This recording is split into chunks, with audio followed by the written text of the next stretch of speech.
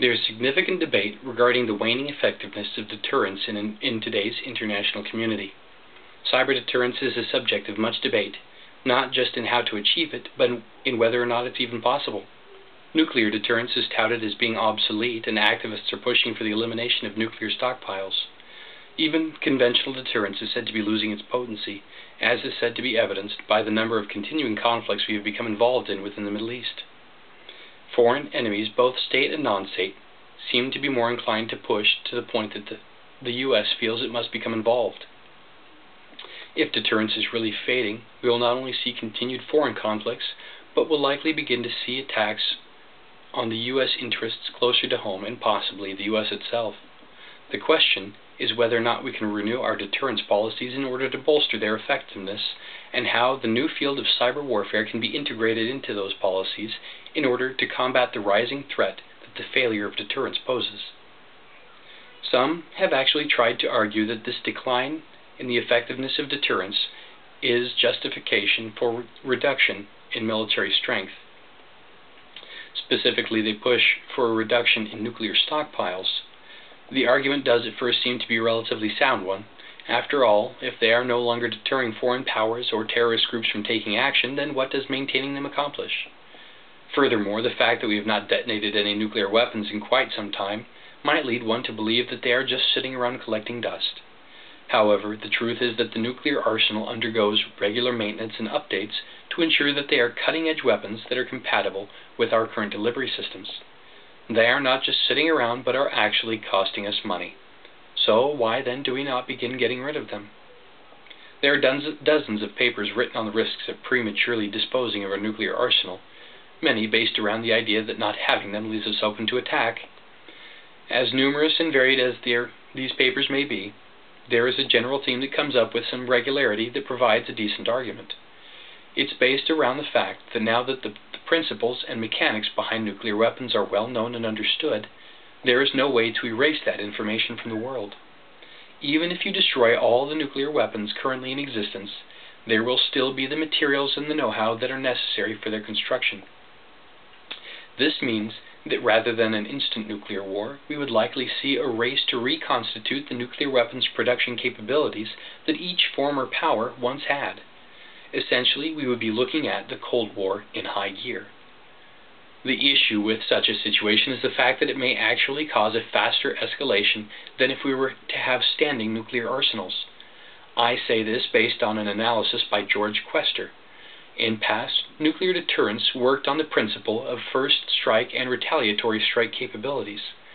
Essentially, each nation wanted to make sure that if someone else shot first, they would still be able to get their weapons on target, possibly even before the original weapons had arrived. This is essentially where the concept of mutually assured deterrence originated. Even if one side was destroyed entirely, in their death throes they would lash out at their attacker, or in cases like Israel, everyone that they had ever had problems with. Even though the attacker managed to wipe out their target, they would take such massive damage from the retaliatory barrage that neither side could really said to have won.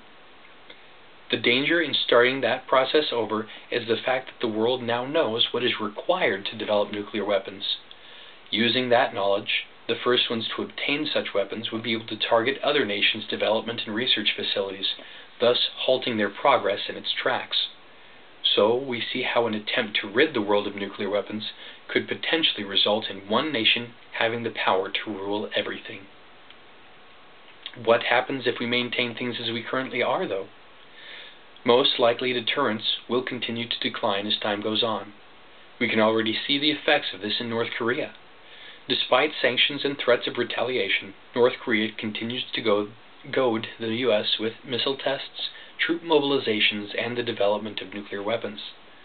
In February of 2011, North Korea agreed to cease enrichment operations of nuclear fissile material as well as long-range missile tests. This lasted only until April, when North Korea launched an unsuccessful missile test, thus violating the agreement that they had made with the U.S. The U.S. responded by withholding food aid that they had agreed to provide in return for their cooperation. While these sanctions are better than no reaction at all, when you consider that they were violating a treaty in order to test long-range weapons as a show of force against the U.S. and their allies, this was an extremely generous and forgiving response. The problem is that they met military defiance with economic deterrence. In spite of our recent activity in the Middle East, the U.S. is slowly being painted as a weak nation that is more concerned with offending people than anything else. Our drone strikes in Pakistan are probably the last instance of real military deterrence left.